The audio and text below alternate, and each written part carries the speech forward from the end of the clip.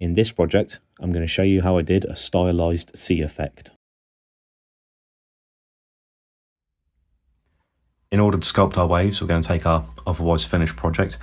In this case, it's a ruined shipwreck, the top section of a mast, based on this old piece of scenery from Dreadfleet. And I'm going to have to use a sculpting medium for this. I choose Milliput. You can use green stuff, that's what I've used here. For any given amount of green stuff you buy, you can get twice as much Milliput, and Milliput is as good, if not better, for the job. Like most two-part epoxies, you're going to have to mix equal amounts. When you're mixing it, this stuff is actually quite toxic, so I'm going to put some gloves on for the next stage. I'll cover up that black thumbnail I had as well. I'm just going to start by mixing the first two blobs. Don't worry if it's got that sort of skin on it. That doesn't mean anything, it's not bad. Unlike green stuff where the yellow part can get a hard skin on it and that'll ruin the mix. You don't have to worry about that with Milliput. So keep kneading it till it's a uniform colour. You don't want any streaks in it.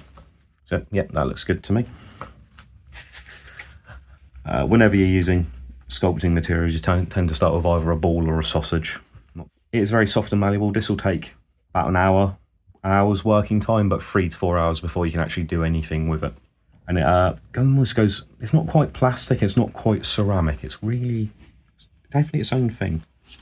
All I'm going to do is put a uniform layer of this all over the project. Only 3-4 millimeters, so what's that, 1/8 of an inch? Work it all the way around. At this stage, I'd thoroughly recommend not getting it wet, because if it gets wet, it's going to refuse to stick to what you want it to. There you go, I've got a Milliput layer all the way around it. At the moment, it's looking more like a desert island than it's in the sea and shipwrecked. I'm going to change that. Get yourself a sculpting tool like this. It's got rounded ends. But if you don't have that, you can use any sort of small round object. I used a marble the first time I did this because I didn't want to spend any money on modelling tools I might not use. But I've since invested in a really cheap set from Amazon, I think. At this stage, we are going to want to wet it. I just have a little squeezy bottle. Now, Milliput's going to start changing when you get it wet. It starts to get a bit slimier, and we're just going to push down all the way around into it, just circular shapes. I want the smaller shapes closer to the object, or sorry, the terrain feature or mini, whatever have you.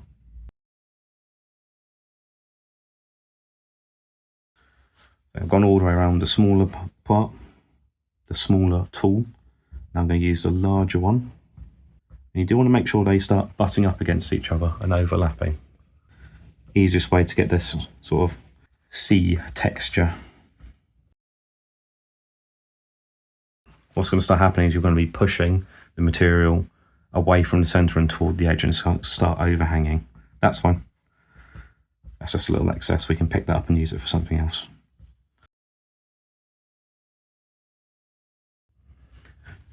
Now we're at that stage. See, look underneath. It's all overlapping. Let's get a sculpting tool and trim all that off.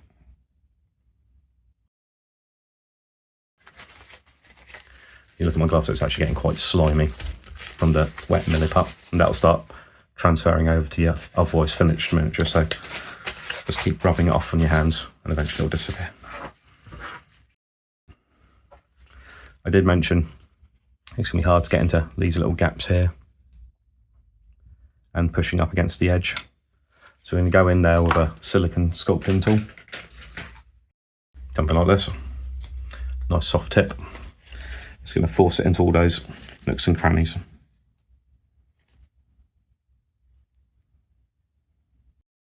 So we've got a perfect bead around the edges.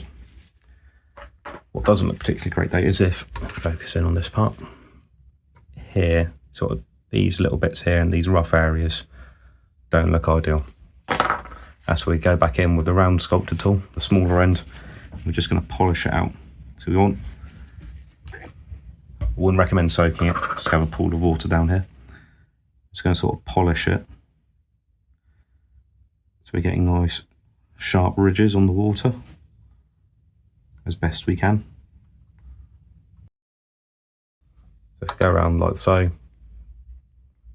We've actually defined those edges, so they're much sharper edges here than there are over here. So we're going to go all the way around the piece and do that.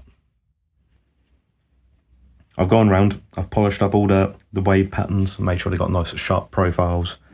But what I haven't done is taken off any of the excesses at the edges. I'm going to go in with an emery board later and polish these off and cut them back. Otherwise, if you use a sculpting tool, it'll look quite rough and you have to polish them more into the work. It's been a few hours, so now we're ready to file off these edges and smooth them down. Otherwise, it'll look a bit nasty.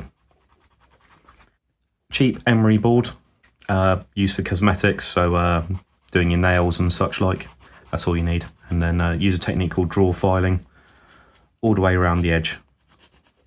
This is a plasticard base that's white. You can see as I cut through it, I've cut too far if it goes back to white through the black paint I've put over the top. With these edges cleaned up, it's ready for painting. I'm going to take this outside, hit it with a matte black spray, then a light grey over the top, just to accentuate all the shadows and make the paints a lot easier to work with, especially the lighter colours, which there are a few of on this piece. So when we jump back in, it should all be undercoated ready. After that quick undercoat, I painted up the sails, rigging, mast and the rocks. I'm going to move on to our scenic element here, which is our sea. My trusty palette, and we're going to work our way from Inky by Darkness, Thunderhawk Blue, Baharoff Blue, and finally Screaming Skull. It will all make sense in the end. So I'm going to start with our Inky by Darkness. I'm going to undercoat all of the sea elements. It might seem easy, but you do actually really have to poke the paint into the bottom of the divots we've created. Once you've done that, it's going to need 2 to 3 coats, and that's where I will jump back in. With that base coat dried, I'm ready to start dry brushing. I'm going to use Thunderhawk Blue, my dry palette, and my trusty dry brush, just an old makeup brush. If you've never dry brushed before, I think I have a video for that, and if not, I should probably make one. Using a circular pattern, I'm going to build up that colour. This is quite a heavy dry brush. We're only leaving the very recesses, that original Inky by Darkness. Like any sort of dry brushing, it can be a bit difficult to judge until you get used to it. A hell of a lot easier to add paint than take it away. So do what I'm doing, I'm building up in layers, or multiple passes probably would be better because layering is a technique. Multiple passes. You can see it is heavily dry brushed all over. It's not quite in the recesses and it's mostly caught on the top, so that's the effect we want. Now we're ready to move on to Baharoff Blue. LVR players, please feel free to tell me I'm pronouncing that wrong. This is a much more vibrant colour. So it'll be a much lighter dry brush. We don't want to overpower what we've already put on there. Much lighter circular motions now. Just catching the very tops. But we are going over every part of it.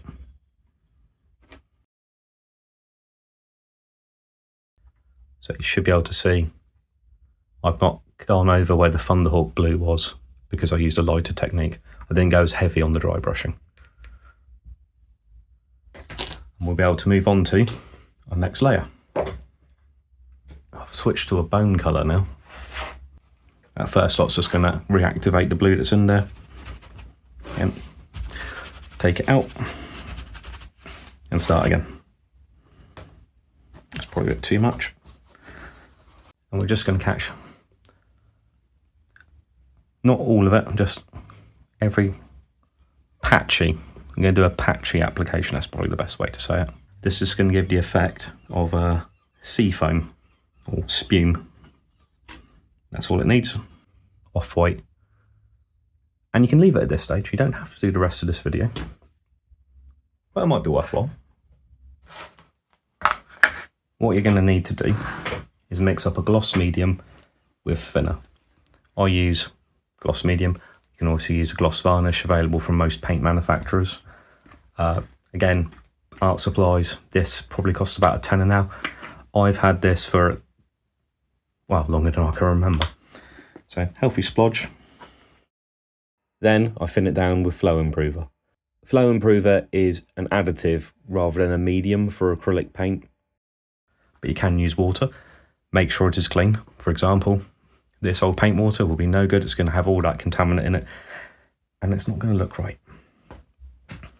So same ratio of gloss varnish we just used, and this is going to absolutely pour out. There we go. So there's our gloss medium, quite splodgy, thick. Here's our flow improver, less viscosity than water, and mix them together. Be very careful, try and fold it in rather than vigorously stirring it, because you'll get bubbles in there. You can see the bubbles are already forming. We won't use this much on the next step, but you'll want it for the stage after as well. So all we're going to do is we're going to coat that scenic element, that sea element, scenic sea element with this mixture. Go slow and steady, otherwise you're going to form lots of bubbles. That's the only downside with the flow improver, is it does want to bubble. A little bit is okay on this project though, because it will look like sea foam. Go all the way around, give it 2 or 3 coats just to be sure, and we'll be ready for the next step. We've applied several coats of the gloss varnish now, and we're going to need to leave that to wait to dry for a good few hours. It's tricky with gloss varnish because naturally it will look wet when it's dry, but good few hours before the next step, because we're going to use a dissimilar material which will be a bit funky. But if you're not going to do the very next step, you can skip it and you can work when it's wet. Up to you. Well, I'll see you on the next bit.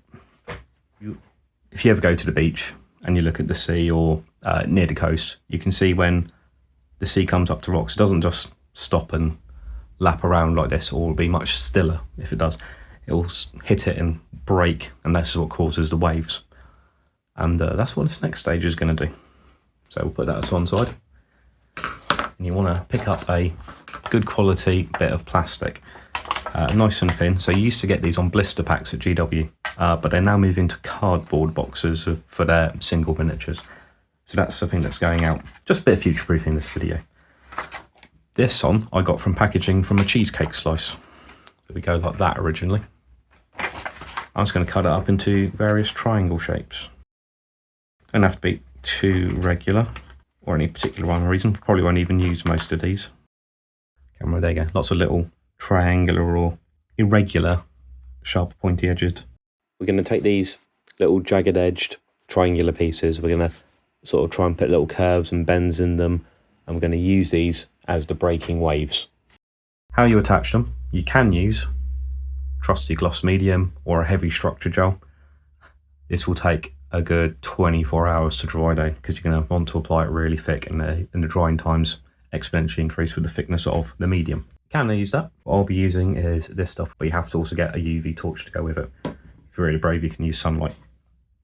In Britain, today it's not a problem, but for the other 11 months of the year it probably will be. Yeah, this stuff can be quite nasty. So gloves are back on. So pour a small amount out. That will do.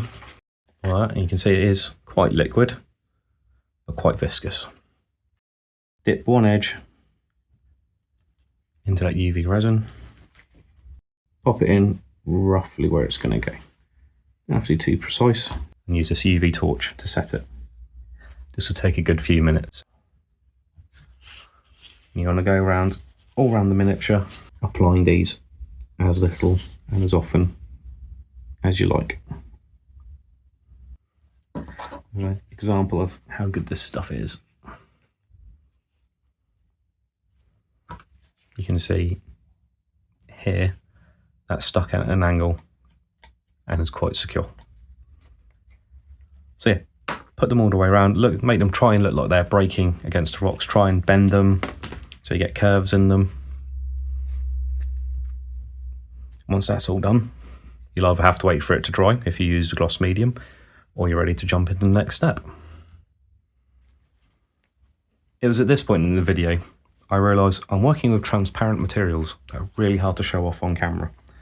This next step's completely unnecessary, but I love doing it. I get this invisible string, try and find the end of it,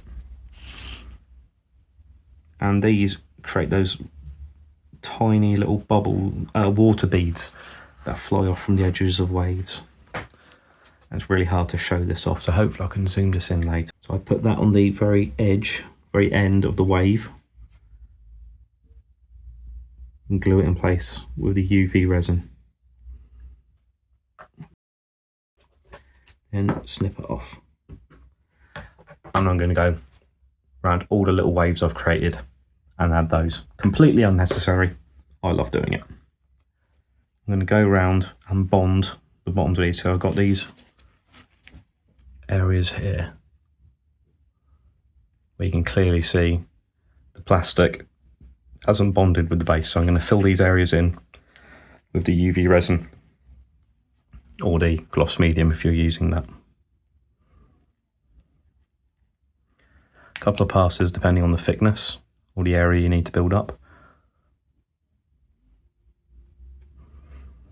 What I'm also going to do is I'm going to coat these edges because they're quite sharp and water spray isn't. So just coating these edges with a little bit of this resin softens them up. And if you have attached a string, run some of it up there as well, because it will start beading, and that will look much more convincing as water spray. As I alluded to, it's quite difficult to see these waves and splashes. So the next step's going to highlight them, for lack of a better term. For that, we're going to need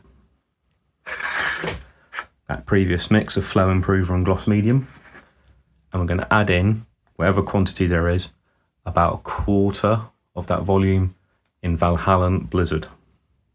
That's useful. It's white writing on a white bottle. You can try other white sort of snow mediums, but I found Valhalla Blizzard works the best. You don't want to use it neat because it's too strong and, funnily enough, looks like snow.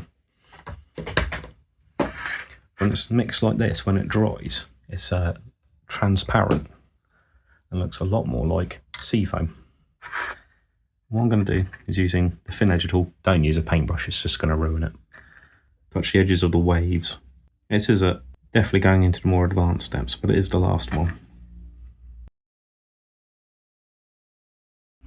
Cool. Once you've done the edges of the waves, go in there onto the wave pattern you've made, or the sea pattern, and just touch the very edges, mostly in the corners, or not corners, where all the wave patterns meet up, because that's where the sea foam will accumulate. You don't have to do all of them. If you do all of them, it'll actually look worse. Cover a few.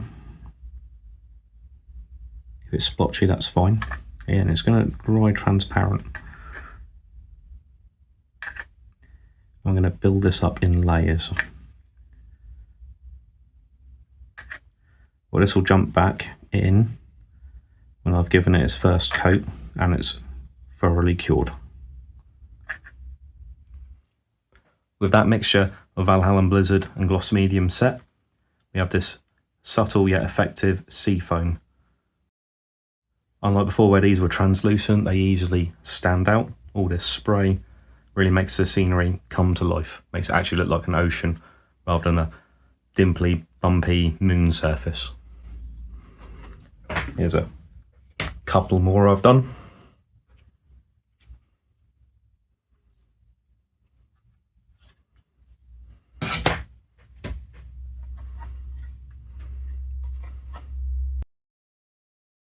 Well, as ever, I hope you found that useful, and I'll see you on the next one.